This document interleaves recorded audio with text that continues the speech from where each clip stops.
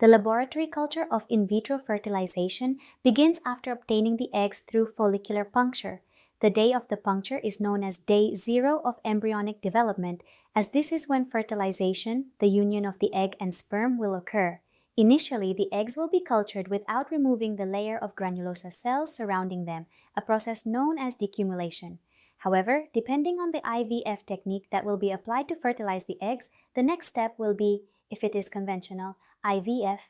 The eggs are combined with the sperm without decumulating. If it is ICSI, the eggs are decumulated and then the intracytoplasmic sperm injection will be performed.